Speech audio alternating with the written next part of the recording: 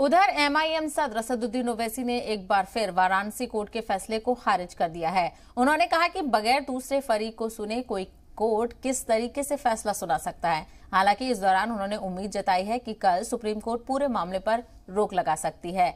ओवैसी ने मजीद कहा कि मौजूदा दौर में सब कुछ बीजेपी के इशारे पर हो रहा है, जहां कुछ लोग मुल्क का माहौल खराब करना चाहते हैं। कोर्ट के ऑर्डर में ये कहा गया कि मुसलमानों को रिलीजियस ऑब्जर्वेंस करने की पूरी इजाज़त है और रिलीजियस ऑब्जर्वेंस में वज़ू भी शामिल है। वज़ू करेंगे, नमाज पढ़ेंगे और वो जिसको कहा जा रहा है प्रोटेक्शन के लिए 400 साल से उसको हाथ नहीं लगाए। और अगर यही अगर आप करते रहेंगे तो फिर ताजमहल को बंद कर देना पड़ेगा, पूरे फव्वारे बंद हो जाएंगे ताजमहल के।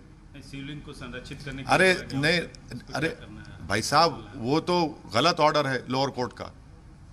लोअर कोर्ट का ऑर्डर गलत है। हम उम्मीद करते हैं कि सुप्रीम कोर्ट जब कल इसकी सुनवाई करेगा तो कंप्लीट स्टे दे देगा लोअर कोर्ट के ऑर्डर पर, कंप्लीट स्टे दे देगा उस सर्वे के ऊपर, उस सब चीजों के ऊपर। शिवलिंग को संरक्षित होना अरे वो इम्प्यून ऑर्डर है, वो उसको शिवलिंग नहीं कहा सुप्रीम कोर्ट ने, इम्प्यून ऑर्डर कहा। वो चैलेंज हुआ है, आप क्यों उसको नाम दे रहे हैं इस तरह का?